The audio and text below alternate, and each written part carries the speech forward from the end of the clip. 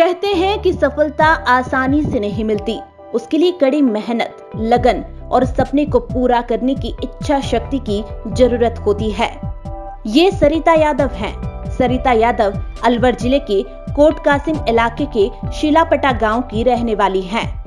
शादी को 10 साल हो चुके हैं। उनकी एक 6 साल की बेटी भी है। सरिता ने RAS बनने का सपना देखा था। लक्ष्य बड़ा था, लेकिन शादी के बाद पति का भरपूर साथ मिला।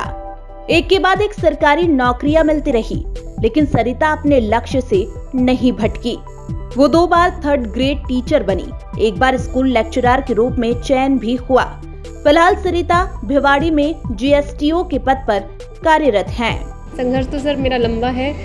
सबसे पहला अटेम्प्ट मेरा 2012 का था, जिसमें मेरा मेंस क्वालिफाई नहीं हुआ था। उसके बाद मैंने 2013 में वाणिज्य कर विभाग में मैंने राज्य कर अधिकारी के पद पर मेरा चयन हुआ था RS के थ्रू। उससे पहले मैं इन बिटवीन ही मैंने 3rd ग्रेड टीचर रही मैं 5 साल। उसके बाद मैं पॉलिटिकल साइंस से स्कूल लेक्चरर के पद पर रही और अभी मैं वर्तमान में राज्य कर अधिकारी के पद पर भिवाड़ी में कार्य कर रही हूँ।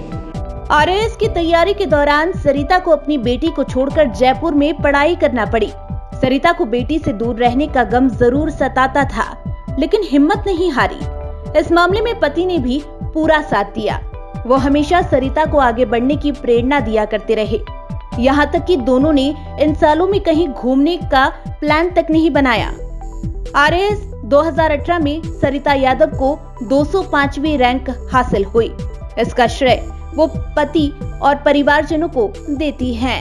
सबसे ज़्यादा मैं अपने हस्बैंड को दूंगी कि उन्होंने मेरे को कभी पॉजिटिवली कभी नेगेटिवली मुझे हमेशा प्रेरित किया और पढ़ने के लिए मुझे फ्रीडम दी।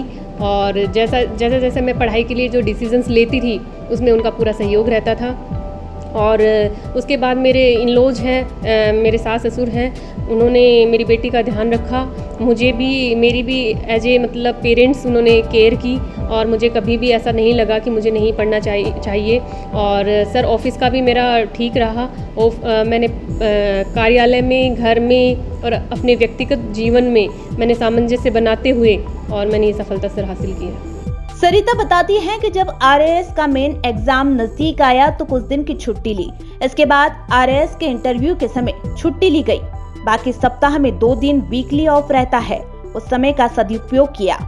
सरिता का मानना है कि एक-एक करके कई एग्जाम फाइट करने के बाद उनका आत्मविश्वास बढ़ता ही गया और ये उसी का नतीजा है।